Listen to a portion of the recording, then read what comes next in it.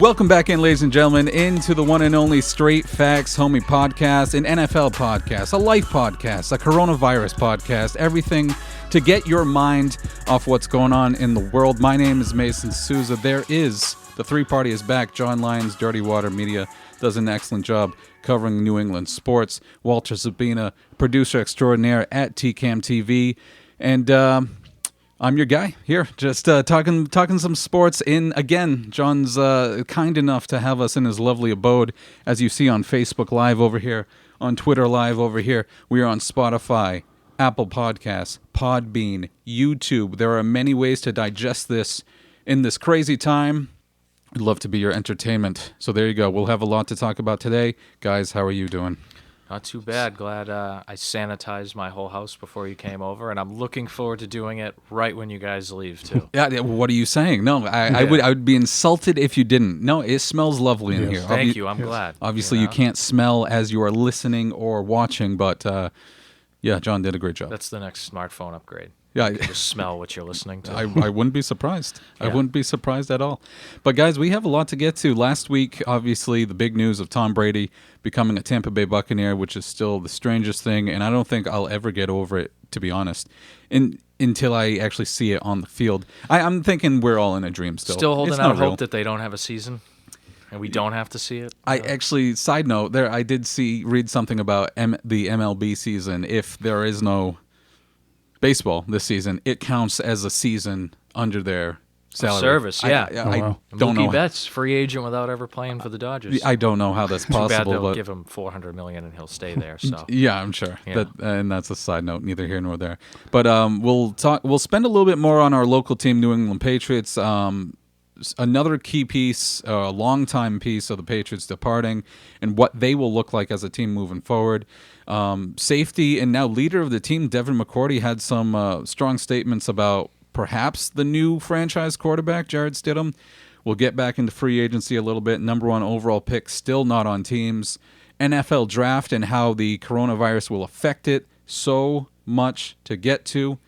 Where do you guys want to begin? Well, I think one thing that's interesting, and just to think of the run that we've had is, I think the last time that neither Brady nor Gostkowski played in a game for the Patriots, it was like December of 2000.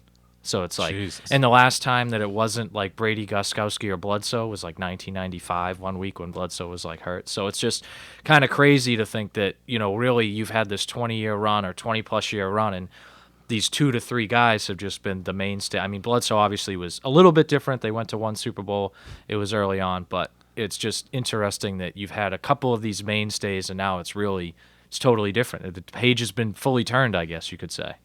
Mm-hmm. Yeah, it really is like the end of an era, truly, with losing your franchise quarterback, and then even how successful the Patriots have been with kickers in the last 20, 30 years, even going back to the mid-'90s with Adam Vinatieri coming in. So yeah, it's truly the end of an era and the start of something new for the Patriots. Remember when they had Robbie Gould in for training camp in like 2005 and then just let him go? And even he's had they've done pretty well with kickers, from Vinatieri to even just having Robbie Gould in, and obviously now Gostkowski, for 12, 13 years now, pretty much one of the top kickers in the league. So one of those positions that they've pretty much hit on. So we'll have to see if they hit on it again. And even in this season, like when they went to Nick Folk, when they put Gostkowski on IR, his first stint, which was a week, and then they brought in who was the other guy, Kai Forbath. Yes, they brought in for a week, and he was even worse than Folk. And then they brought back Folk in his second stint, and he really was pretty serviceable for the rest of the year. I didn't really have any complaints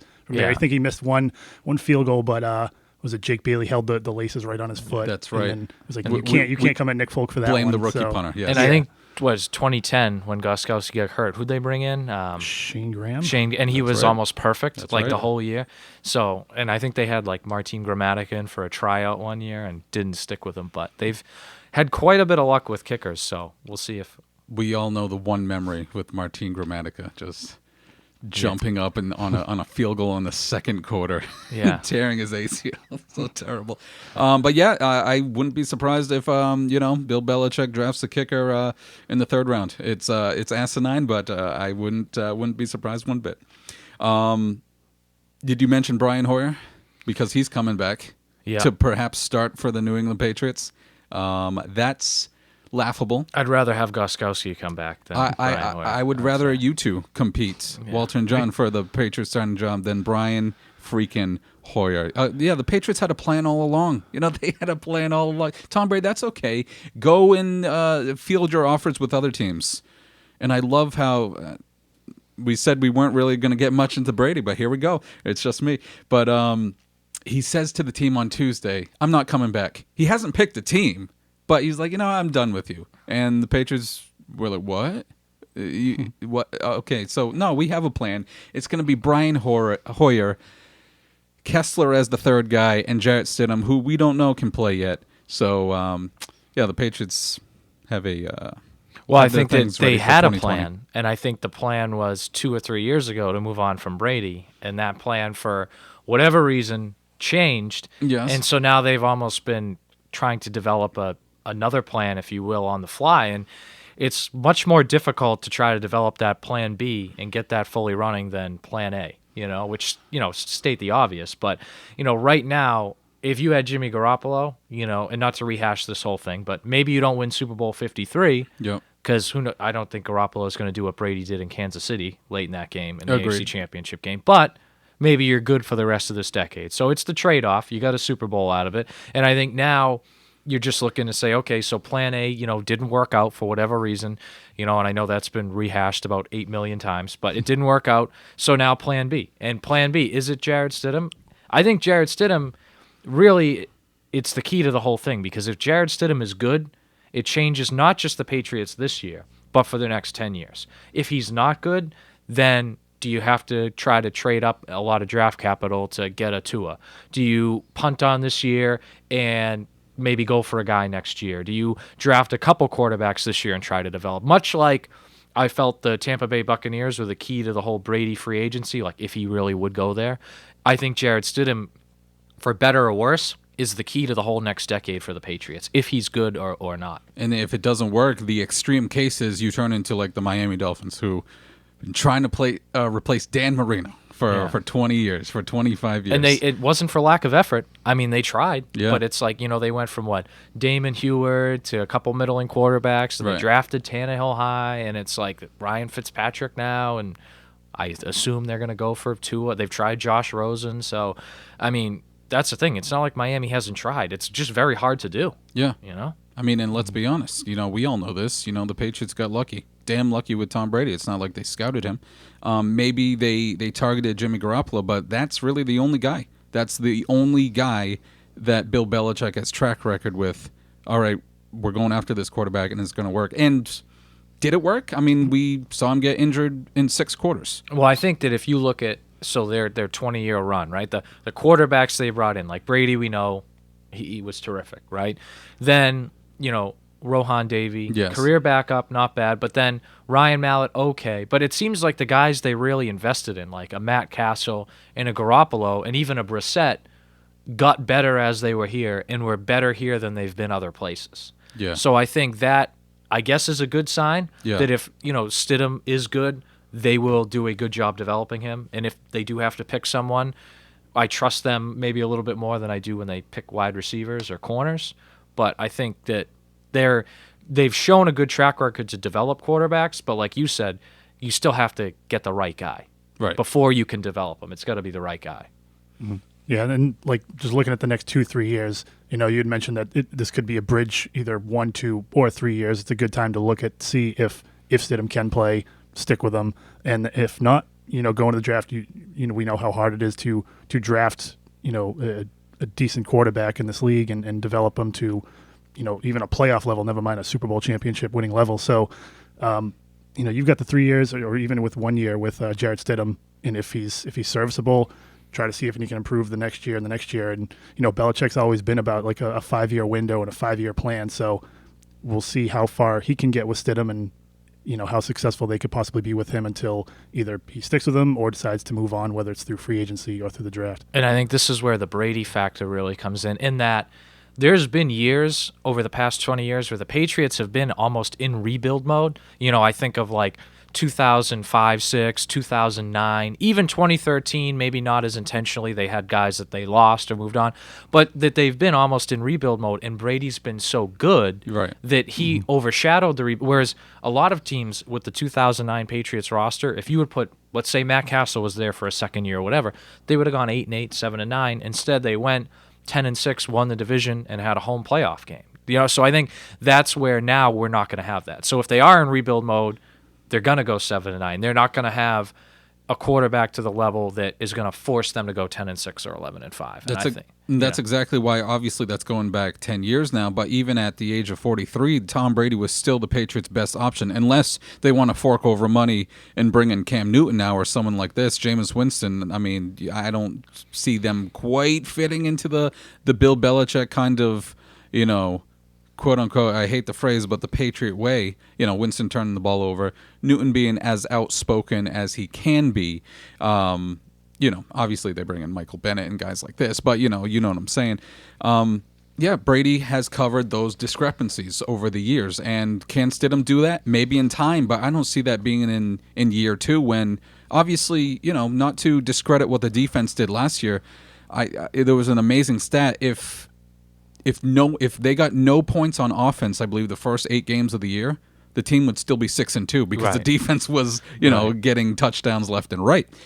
That's not going to happen again, obviously. And I think too, like with the quarterback position, you talk about these other guys. If they wanted to do that, they would have done it by now. Yeah, like they would have signed Mariota, they would have traded for like if they wanted to make one quarterback move, and that was Hoyer, and they did it. And you can say better or worse, but really these other players, if they wanted to do it, they would have done it by now. Sign special teamers. I'm just angry. Listen, Bill Belichick has said in years past, I'm not sure if it was at Ohio State or someone, he's like, I'm at the point in my career where I want to coach basically people I like, not necessarily talented people. Well, that's your job, coach. Get the best people on the team. And I believe, again, I talked about it a little bit last week. This is hopefully the last time I'm going to say it this time. Brady covered up for Bill Belichick. I don't believe Bill Belichick is that great of a coach. I'm saying it. It's blasphemous to some people, but I think we will see Bill Belichick's true colors this year with a less than perfect quarterback next season. I can't say I disagree any more than is humanly possible, but I think there were times that they both covered up for each other. I think like you look at 2009, 2006 even, when Brady had nothing to work with on offense, because even 2009, like Moss was there, but he wasn't the same Moss. Brady was hurt, and they still did well. But then you look at other years where even 2006 itself, Brady didn't have a lot to work with, and the defense was a top 5 defense. And even, I think you got to be fair too, Belichick is a much better offensive coach than I think he gets credit for sometimes. When you look at how they went from this ground and pound rushing attack and then kind of turned the league on its head with the spread and Moss and Welker, and then they turned the league on its head again with Gronk and Hernandez, then went to a more spread out look again, won Super Bowls, and then went to a ground and pound in 2018. They've been able to win all these Super Bowls different ways, and I think the handful of years where Brady maybe hasn't been as good, we look at 2013, even 2018 for spurts. Yeah. The Patriots have still been good because they have such a good program. But then other years, like you're saying, where maybe they were in rebuild mode or maybe they weren't as talent-wise, whether it be bad drafts or whatever, Brady was good enough that it didn't allow them. The worst record they've had with Brady is 9-7, and that was in 2002. And that was sandwiched in between Super Bowl wins. Right, of course. So I think that, no matter what, these two guys together were never going to go 8-8. You know what I mean? I just don't think that was ever going to happen. Now alone, I think it's more of a possibility, but I don't see either team. Like I don't see the Buccaneers going 5-11, and I don't see the Patriots going 4-12. Individually. But I think it's, those two together over a 20-year span could help each other out, for lack of a better term. All right, well said. And it's just simply something we've never seen, and I don't think it's something we will ever see. A coach and a quarterback combo stay together for as long as they did, and sustain the success they've had for as long as. And I think we'll know in 5 years too.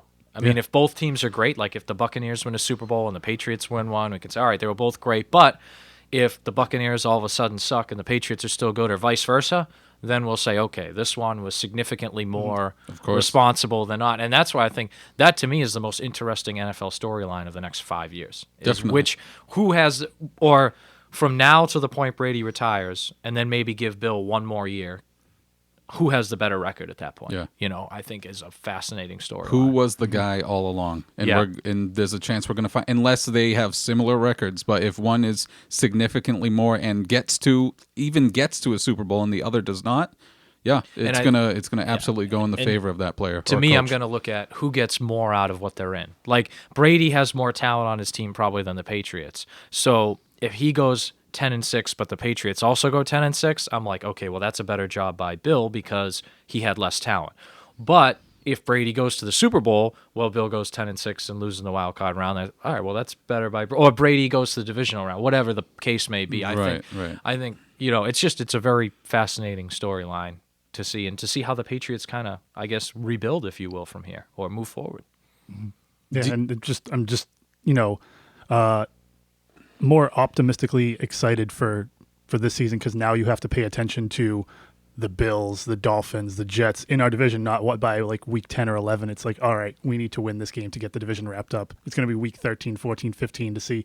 I mean, even this past season, we were only a game ahead of the Bills heading into week 16. So, right. But now it's even going to be more exciting to see how we compete instead of, wrapping up the division by week 12, week 13. Division actually matters for the first time ever. Well, the crazy part is, I think even if Brady had come back, you could have made the argument that, like, top to bottom, the Bills were equally as talented. Now with Stephon Diggs, and I mean, obviously the quarterback play the Bills got, the quarterback play the Bills got last year was not real. It was not good enough. Let's be honest. And the way Josh Allen played in the second half of that wild card game at Houston, it was just not what you're looking for in an NFL quarterback, to put it nicely. But I think you look at top to bottom, they're very equally talented. I mean, the Bills could have been even if they had gotten better quarterback play, they could have beaten the Patriots with Tom Brady. And now I think you're right. You actually got to look at the Bills. You got to look at even the Jets, because Darnold finally looks like they have a real quarterback solution. Yeah.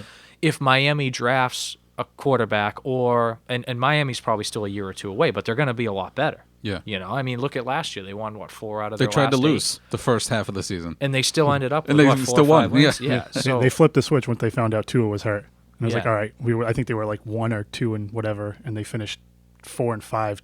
They actually, I think, had the same record as the Patriots down the stretch. Yeah. No, and they, they're well coached. They have talent there. They've been, I think, in free agency, I mean, you can argue maybe they overpaid for a guy like Kyle Van Noy and whatnot, but they got the cap space, so they don't really care. And but they're still bringing in good players. Yeah. So I think that you're right, that now, last year, I guess you had to worry about the division, but the last few years, it's kind of like, at worst, you're going to finish second in the division, but realistically, you're going to win it. And now you don't know that. Last thing, or at least for me, if something else comes up, I'll get to it. But we were talking about Stidham. I mentioned Devin McCourty to start the show. He went on him and his brother Double Coverage podcast. Shout out to them. Great podcast. I hope they listen to our podcast as well. They should. Effects, homie podcast. Saying he went in on Jarrett Stidham, saying like the Stidhams, we're talking about the Stidham family, will be in New England for a long time. So Devin McCourty believes, and he wrote in the Players Tribune saying like, listen, I learned about Brady, about all of you, but he basically said like, now the new challenge, it's me to lead this team. And, talking, if you're looking at the Patriots, you wouldn't have anyone else, if Tom Brady is gone, besides Devin McCourty to lead this team, and just a consummate professional, one of the best at his position, and can it's gonna be big. It's gonna be a big challenge for him, because as I mentioned this a little bit last week with you guys, but with Tom Brady out of that meeting room, with Bill Belichick going in on players on what you did wrong, even though the team won 35-10, what you did wrong, and Brady being like, okay, yeah, this is how we're gonna prove. Is Devin McCourty going to have that same kind of impact on the team where it's like, yeah, guys, this is what we did wrong? Or is it because the greatest of all time is gone? Or are you going to lose numbers 30 through 40 through 50 on the roster, be like, all right, coach, whatever. I think it goes beyond McCourty. I think you look at, like, obviously McCourty, but you need guys like Edelman Edelman is a Super Bowl MVP offensive player. Like, you need him to set that example. Arguably the face of the franchise now. David Andrews, even. I know he was out last year, but he's, a 2-time Super Bowl winner. He's been, I think, a captain before. Like, that's a guy, because you've lost. People look like, okay, you lost Brady, but you've lost Kyle Van Noy, who was a leader on that team. Landon Roberts, I know he was more of a reserve player. He was still a captain. Yeah, like, you've lost. Yeah, you've lost. And even, Gronkowski, going back to last year, over the past couple of years, you've lost a lot of leadership type guys. So now, you need guys. I think it takes more than just McCourty, but McCourty, I think, is at the forefront of that, for sure. I think he's the guy that everyone else is going to key off, but you're going to need – it's not just going to be one guy to fill that void. And, just even looking at the younger guys, looking at a guy like Stidham and, the N'Keal Harry, the Matt Lacoste, all these young skill players, we've completely, revamped from 3 years ago to now. And going back to everything that you'd listen to on the radio about Brady not wanting to buy into these young guys and wanting players that he wanted on the team. So you've got these young guys that are out to prove themselves. N'Keal Harry only played half a season last year and, didn't do maybe as much as he wanted. A guy like Sony Michel maybe have a bounce back year, and Jared Stidham all at the forefront of it, leading things, who are going to, hopefully that, Josh McDaniels going to build a game plan to get the ball in these guys' hands and make things easier on Stidham. So not only with the leaders, I think these young guys are going to be even more hungry to prove themselves, not only to McDaniels, to Belichick, to the rest of the team this coming season. So we'll see how hungry they are coming into training camp and then the regular season. Yeah, there's a lot of young talent here, and I think they're going to look to those older guys. But also, like you said, they're going to have to prove, when was the last time you had a rookie skill position player that immediately – I know Sony Michel was good, but from a pass catching – like Malcolm Mitchell, his rookie year. Yeah. That was probably the last guy you've had as a rookie wide receiver or tight end even that made a huge impact, because you go back to Gronk's rookie year in 2010, but that was 10 years ago. That was – Malcolm Mitchell's the only guy – pass catching wise in the last 10 years that's had, I think, a major impact, as a rookie. And the thing, it was the Super Bowl. And right. There was a Jets game, I believe. I think he burned Revis, as a matter of fact, when he returned to the Jets. But that was pretty much it. Well, it wasn't like it wasn't like he had 75 catches. Exactly. Like, when he was needed, he solid played impact. Great. Yeah. A solid third or fourth guy. And even Sony Michel. You look at, okay, that playoff run, he was terrific, and later in the season, but the first half of the season, they didn't use him that much. It was kind of in spurts, so it wasn't like he was a 1,400-yard rusher or anything like that, but later on. So I think that's what they're going to need now from, first of all, they're going to probably draft a couple skill guys, but then also from a N'Keal Harry, what are they going to do at tight end? I think tight end is the biggest question mark, even equivalent or close to equivalent of quarterback on the whole roster. They got their top 2 tight ends last year. They got 30 total catches when they're used to getting 75 or more from Gronk, and then before him, Benoit, whatever. I think Delaney Walker would be cheap. I don't know if he's washed, but I want the Patriots to give a try on him. Or I would be okay if they used their first-round pick on a tight end. Okay. Like a legit tight end. I know the tight end draft class is kind of thin, and we can do a draft podcast, in the coming weeks. But I think if they can go out and get the top tight end, whether it's the kid out of Notre Dame or what, just that's our guy, then I'm okay with it. But I think that's a position that you got kind of a black hole right now. And speaking of the draft, we'll, as you mentioned, we will in the coming weeks. The NFL draft is expected to go on time. It will be in a closed environment. It won't be Vegas. Like a fantasy online draft. I think it is. It won't be. Weren't they supposed to come out on boats to the stage? It was going to take 15 hours, the draft. But I'm actually kind of glad they're doing it this way. Make the pick, move on to the next one. You're on the clock. It's amazing to me that you have a year and a half to scout these players, or 2 years, and then you still use the entire 15 minutes on the clock for the second overall pick. You should know, if you're picking 4th overall, let's move. Yeah, okay, we get to 25 and you want to think for a minute, okay, but come on, why am I 2 hours in? We're on the 11th pick. So that leads into this, though. Will it take even longer because of what's going on this world? Team facilities have been shut down. They cannot have pre-draft visits, only obviously by electronically, Skype, and by phone, of course. But will that affect GMs? There's been, I don't exactly know what the rate is. I wish I did earlier. Maybe leading up into the next draft, I'll look at like the next 5 drafts and see what actually panned out for those players, say, 2015, 2016, if they're still in the league at this point, like say for the first round. But will there be more failures in this draft because there's that one piece where you haven't had that face-to-face with the player where you can pick out like, okay, this guy has some intangibles in what he says, what he believes in, et cetera, et cetera. I buy into that. I think there, as we look at this draft coming up with what's going on in the world, maybe 3 years from now, we'll see like, ooh, this 2020 draft wasn't really good. Or say, for example, a player that fell in the second round should have been a top 10 pick, something like that. I totally see that happening. What do you guys think? I think it actually might even out because I think there's a lot of GMs who tend to overthink things. Yeah, okay. And it's like, hey, let's have this guy in for a visit. Okay, we've scouted him for 2 years. Let's hash it out. And then they don't pick a guy who then in hindsight you're like, you should have just picked this guy. So I do think there is going to be maybe I will give you probably a few more failures. There'll be some more failures than usual, but I also think you're going to have a few guys who maybe in years past would not be picked or not be picked where they were, and that they will be picked now and they'll pan out because teams don't overthink it. But I wouldn't be surprised if you see a lot of teams too, trade down in the first round, accumulate more picks for next year. And like next year's draft, you'll have 5 or 6 teams with like a lot of picks and fewer this year because they want to be safer. And next year you'll see, you might see 5 teams last year double-digit picks, or more. And then this year those 5 teams might only pick 4 or 5 players. Right. I think, and if I'm a team that's unsure about this draft, that's probably what I do. Yeah. Kind of makes sense for the Patriots. I mean, you pick at 23, especially, you look at the draft, maybe 1 through 10 is really kind of solidified with everything you can't do with all these lockdowns. And then, the 10 to 20 range is all those teams that are kind of don't know really what direction they want to go in. And then you get to 23 with a team like the Patriots where we know Belichick loves to trade picks, and maybe he doesn't have enough information on a player. Maybe he's questioning. So instead of spending that pick, like you said, trade the pick down. He loves to trade and accumulate picks. Doesn't have a second round pick this year. Maybe trade for a first next year.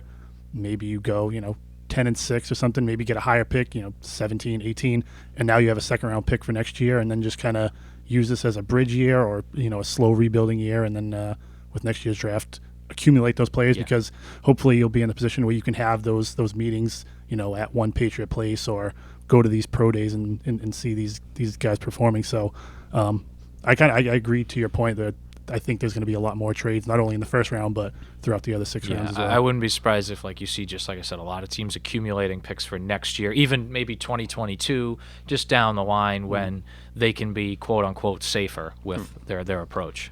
And if both of you are correct, which, I can totally buy into that. If you're not totally 100% sure with this pick, let's pass a punt until next year. What's Bill Belichick's favorite phrase? Not that he says, but everyone says.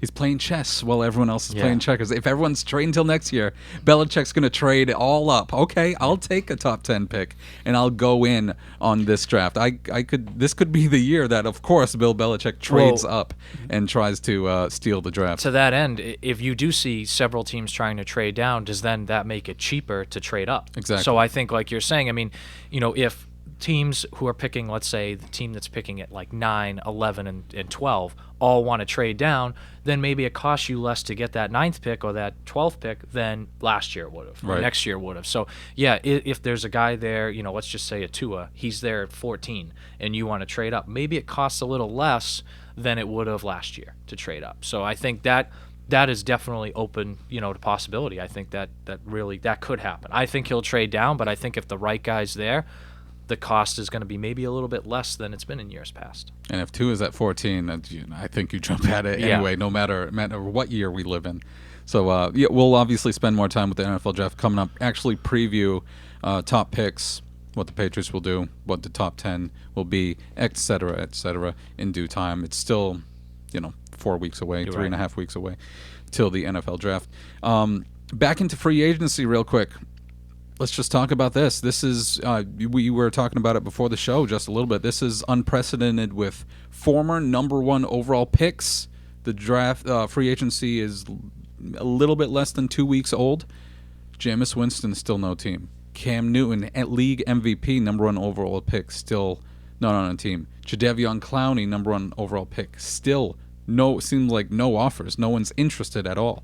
Do you blame it on the times, or is it just these players with quote unquote baggage? Because this is very strange to see multiple number 1 overall picks within the last 10 years not on a team in the first 10, 11 days of free agency. I sort of think it's come as a surprise to a lot of teams that Cam Newton is kind of out on the market. And maybe they're trying to work something up, but I believe that this whole coronavirus is playing a huge deal into a lot of free agency. I mean, they had Tom Brady's press conference over a conference call. Yeah. So I think that's holding a lot of things up in terms of free agency signing. Cam Newton, you saw an Instagram post, I believe he was working out with Tyrod Taylor.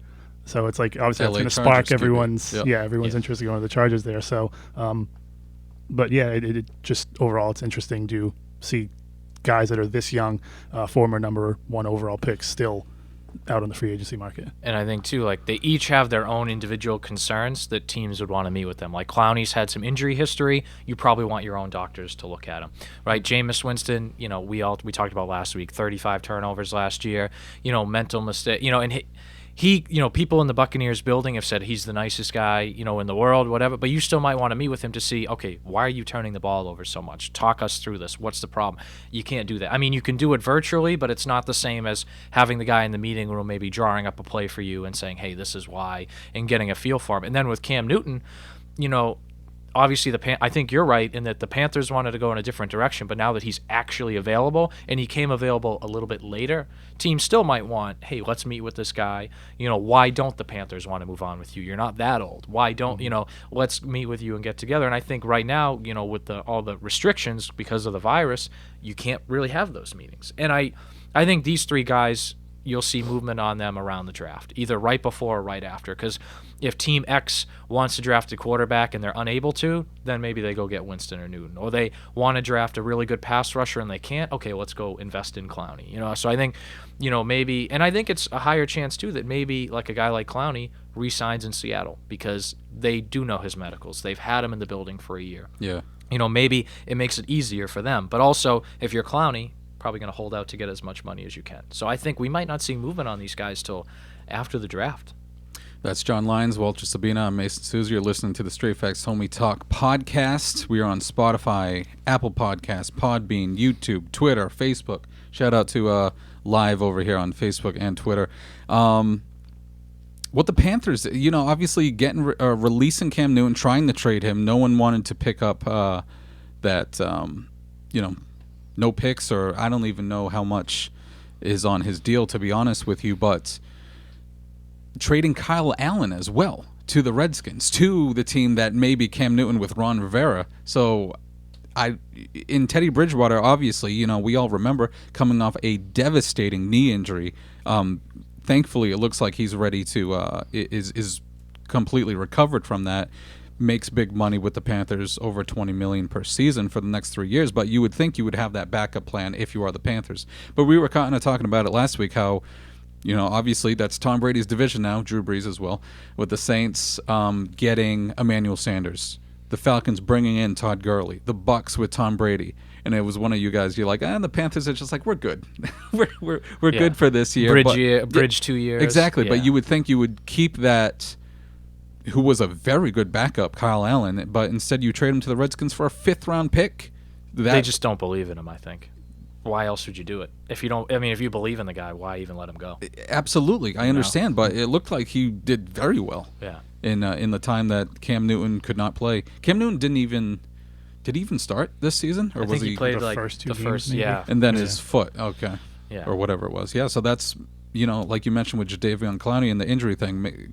Cam Newton's foot thing is a reoccurring thing, and obviously he ran very well his rookie year and has not done much since then. And you mentioned the Redskins, like they already have Dwayne Haskins, high pick. So Kyle Allen, is he good? Can he come in? But then they have Alex Smith sitting there kind of on the back burner. So let's say Alex Smith comes back and he looks like he's healthy and he's come back from the injury and they want to stick with Haskins. Well, then Alex Smith is all of a sudden another quarterback available on the market. And that might be a year from now, or if Haskins, is okay, but they believe in Allen more, or Smith is great, then so I think you're going to see even another quarterback join the market within the next year out of, somebody with starting experience out of Washington, just based on, because you're not going to keep all three of those guys, I don't think, long term.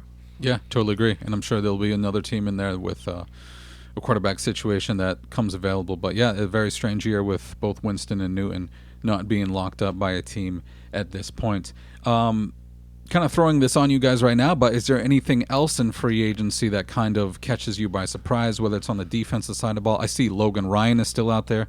Obviously, pick 6 is Tom Brady, and his final pass as a Patriot, he would probably command more money than the Patriots have in the salary cap to bring back. But, there's some other key players out there that and not to be like a broken record from last year, but I kind of like what the Cleveland Browns have done. Bringing in Carl Joseph, Jack Conklin, Hooper as well. Like, they've actually added, I think, legitimate pieces and you look at that division. I mean, Cincinnati's going to blow.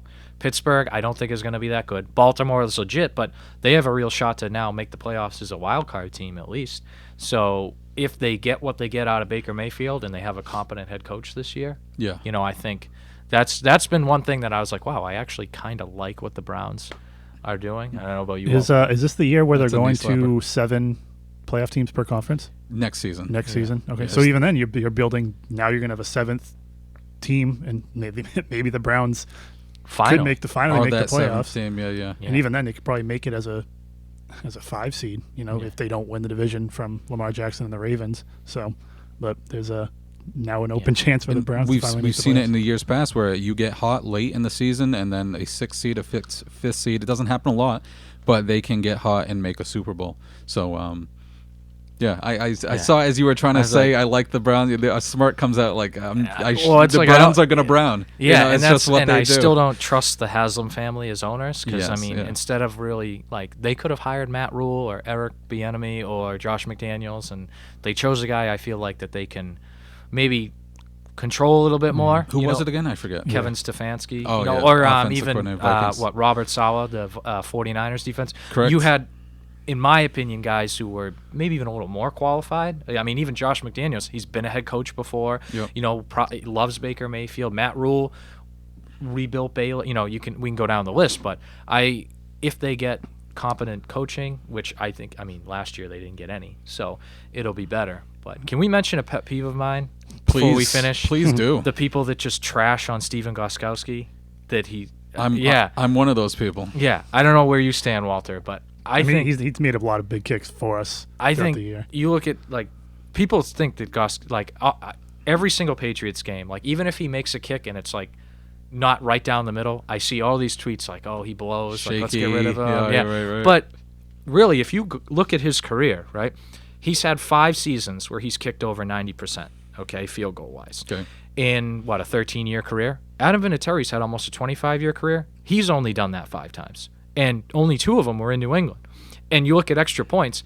Gostkowski missed, I think, an extra point his rookie year. Didn't miss another one until they started going to the 33-yard or whatever. So he went 100% for 5 years in a row. Then at the 33-yard distance or whatever, he's still been over 97% every year. And you look at the whole big kicks thing, people tend to forget. Vinatieri made some of the biggest kicks in franchise history, league history. And if I'm making an all-time Patriots team, Vinatieri's still my kicker. I'll be upfront and say that. But in the 2001 AFC Championship game, Vinatieri missed a relatively makeable field goal that could have sealed the game. He missed one field goal and had one blocked in Super Bowl 38. Houston, yeah. So he's missed some big kicks too. If we're being and look, I know Gostkowski, the 2015 AFC Championship game, he missed that extra point. He missed one, or he had one blocked in Super Bowl 52. Super Bowl 51, he dinged one off the post, but still missed a couple kicks in 52. Yeah, but then in Super Bowl, Super Bowl 53, he makes 2 huge kicks, one to seal the game. He's made, and I know biggest kick of his career. And then in Super Bowl 49, the Malcolm Butler game, his 4 extra points were the difference in the game. So not that he would have missed all 4, but he made the kicks he had to make. 2006, he makes a kick, in overtime to win a playoff game in San Diego. So he's made a lot of big, and I'm not trying to go down the list of every kick he's ever made, but I feel like because Vinatieri made, like you said, some of these biggest kicks in league history, and like I said, if I'm making an all-time Patriots team, Vinatieri's probably still my kicker. But Gostkowski was, I think, as good a replacement as you could ask for a guy like that. And I think he did a much better job than he's been given credit for. He was not perfect. He did miss some big kicks, but he's not alone in that fact. And I think he was much better than a lot of folks want to give him credit for. John out here preaching for the Gostkowski Club. Give me a Gostkowski Club membership. But I think this is similar to what we're going to see with Tom Brady. Where I'm going to criticize the hell out of whoever starts for the New England Patriots, Jarrett Stidham, for the next however many years. Like, oh, Brady wouldn't have made that decision. Oh, Brady would have made that touchdown. Like Vinatieri would have made that kick. Right. Exactly. And like I said, I mean, Vinatieri's still the best kicker in franchise history. Yes. You know, I'm not going to lie there, but I think Gostkowski deserves a little more love. Gostkowski was very good. He was very good, but I totally agree. The big game thing, I think it started, I was working at Gillette. I forget what year it was. 2010, 2012, one of these. It was a Cardinals game. They had I remember 5 that. He field should have made goals. that was a bad miss. Yeah, and it was a 27-yarder to win, and it was, wow, that was bad. And obviously he hit 4 previous, which good on him, but clutch time, I think it started all the way back then. Too, now. Oh, were you? I think it was Danny Woodhead had a touchdown run that was called back from a Gronk hold. And then I think we've talked about this before, yeah. Same year, I don't know if it was the next week or 2 weeks later, remember they lost the Sunday night game in Baltimore, where I think he had a kick that went over the upright. And Belichick grabbed the ref, right? Right, and they called it. So it's like technically by the rule book, that was probably good. Yeah. But they did. You can't review it. And it was when you're that close, you can't blame the ref for calling it. You know what I mean? You got to just make that kick. So yeah, I think. Oh, what a year! You're right. I think that kind of, and you go back to Super Bowl 42. You know that infamous, like they went for it on 4th and 12 instead of kicking a fit. But talk about that. But I think that's a decision where you look at, okay, they didn't kick it. Maybe they don't love this guy. But I think over time, I mean, he's made I think he's made just as many, if not more, big kicks than he's missed, which is not that different than Vinatieri was. I will admit that I was during Super Bowl 53. I was the one saying go for it on that 4th and 1. Were you? Yeah, I was like, it's 1 yard, and you just got to do it. I mean, I didn't know how much trust I had in Gostkowski in that moment. Yes, right there. Even in the NFL films after Brady needed to convince Belichick to just kick the field goal. Yeah. So there you go. That's my preach for the day. Yeah, we didn't. You're right. We didn't even mention Gostkowski. He's. I kind of hinted it at the very beginning. A big player leaving the Patriots along with Tom Brady. We'll obviously have 6 months before the season begins. But how about bold prediction right now? Patriots record. When? How far do they go? On the spot. I think they'll go somewhere in that 9-7, 10-6 range, and they'll get to the playoffs. But I wouldn't expect them to get to the conference championship game. I think, they're going to have to really battle it out with Buffalo to win the division, and they'll either. I could see them. I think their ceiling is the divisional round, and I think the whole X factor is if Jarrett Stidham's really good. Because if he's really good, they can go beyond that. But if he's just average to pretty good, then I think their ceiling's the divisional round. Mm-hmm. Yeah, I see, 9-7, 10-6, and I could even see the Bills, everyone propping them up, just like, this team's going to compete with the Patriots now, kind of underachieving to what they're being called, especially on paper with the Stephon Diggs acquisition. I mean, he's going from Kirk Cousins to Josh Allen. If he was complaining with Kirk Cousins, how many weeks is it going to take before Stephon Diggs is already complaining about Josh Allen? So I feel like they could take a step back, and that's, again, an opportunity for the Patriots to step up. I mean, I wouldn't be surprised if this team wins the division at 10-6, or maybe even somehow sneaking out a game and getting to an 11-5. So, but yeah, if not, I could still see them making the playoffs, maybe as a 6 seed, 9-7, maybe an 8-8, and then obviously getting bounced in the wild card round. Again, I have no idea what Jarrett Stidham is or will be, but I see currently constituted. We'll see how the talking about the draft. Belichick, Caserio need to hit as close to a home run in this draft as they have in years past to continue their winning ways next season and beyond. So I'm going to go with no better than, at this current moment, no better than 500, and I think the Bills win the division at 9-7, and that'll hurt. Yeah. That if you just got to double-digit wins, but we'll see what they do in the draft. I'm not holding out hope right, that some rookies are going to be instrumental this year. I think you're right. Like, if you look at, like, how have they kept the dynasty going? Obviously, the Brady-Belichick factor, but, like, 2001, they had a great draft. 2003, they might have had the best draft in team history. 2010, great draft. 2014, great. Like, every, so many years, I mean, they've had pretty good drafts in between, but, like, every so many years, they've had, like, an A-plus draft, and that's really kept a lot of this going. And not just, like draft picks, undrafted free agents, like all these things together. I think they need one. They need one this year, I think, and next. They need a couple in the next 3 years. They need the two of those drafts, I think. Totally agree. You've been listening to Straight Facts, homie. We're on Facebook, Twitter, Spotify, Podbean, Apple Podcasts, YouTube. Join the conversation. We hope everyone's being safe, social distancing, flatten the curve, all those phrases that I'm sure you love at this point. Stay inside, but it's important. We'll get through this together if everyone's disciplined and not wash being your hands dummies too. out there. Wash your hands. This has been sponsored by hand sanitizer. I won't say the name so we don't get demonetized. Not that I'm making money on this. But again, John Lyons, Walter Sabina, I'm Mason Souza, Straight Facts homie. We'll be back at some point, maybe previewing the NFL draft. If anything else crazy happens in free agency, we will have it coming your way. Thanks for listening. We'll talk to you next time.